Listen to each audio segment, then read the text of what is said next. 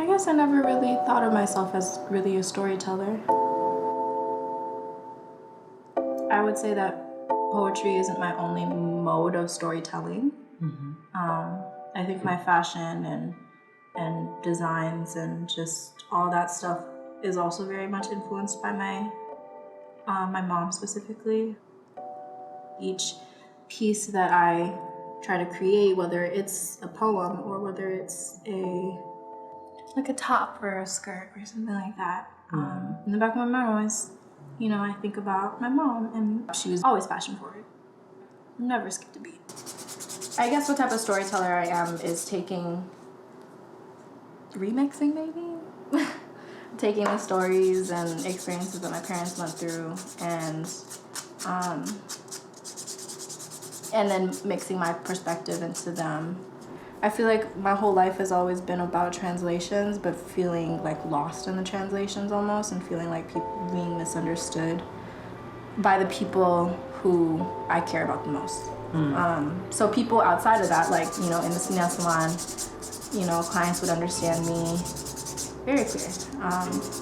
Well, when I would translate back into Vietnamese, sometimes it would just be lost in translations because some things that you say, you can't string together in a Vietnamese sentence. It doesn't make sense. My father stares as I'm reading my world politics textbook. An air of admiration. Tiếng Anh là giỏi quá con ơi. English is good. There's a ticking bomb that forms at the back of my throat. I can't carry a fluent conversation with the very people that look like me, yet his smile is the widest when I speak to him in a tongue he can only comprehend half of. I want to say, "Cái này bự hơn." It's bigger than this.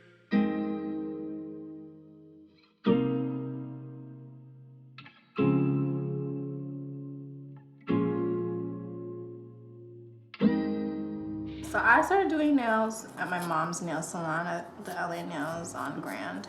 She had hope when I was in college that maybe I would, be a doctor or a lawyer or stereotypical immigrant parents that want household. You to be, Oh yeah. So I know that all too well. Yeah. So that was that, but she, would have me. So I started out working at the nail salon when I was 13, and that nail salon she had owned since I was 13. What were you doing?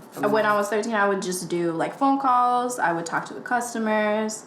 I would clean the pedicure sets, like the pedicure little water bowl things. Yeah, and I would clean up the spaces. I would just, after school, I would be there. Weekends would just be there. So tell me about how you got into poetry. Oh, I got into poetry through YouTube, actually. When I was like 15, 16, my cousin actually started showing me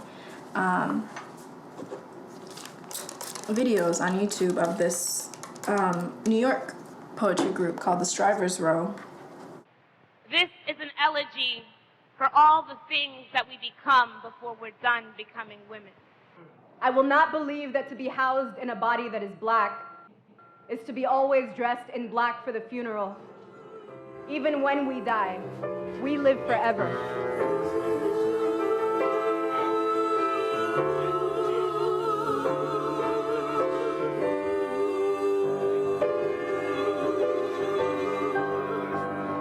And then I never really wrote. I always journaled my emotions out. I went through a lot of family trauma growing up. A friend in high school just told me, there's an open mic that people host every Thursday. Did you want to come with? And I think at the time we were just really into poetry, and so she took me, and then I just kept going, and it was Reverb open mic. Chapter 3, my father speaks with the tongue of Vietnam. See, the American flag has been dragging his mouth around. He has no time to fix his accent. Chapter 5, equality to them is like spitting the word in my face while simultaneously choking the air out of me until my eyes widen. My hair dyed blonde, my mouth silent, my mind nothing but an emptiness for them to try to empower me in a room full of them with the word diversity. See, I don't just speak two written languages, I speak two cultures that never seem to quite fit right on my feet, and I am tired of trying to wear shoes that seem too big or too small, balancing between two countries that always seem to crack if I walk too far off because they'll never be mine anyways. It's Do you always. think the way that you write your art is your way of showing love, your way of saying I love you? It is. But it's tough because even our loves are lost in translation. And how we show our love is lost in translation. Because of the language. And so, working in the nail salon, you know, it was helpful to like get more of a gauge to learn how to speak Vietnamese more and to learn how to be more quick on my feet in talking in Vietnamese and all that stuff.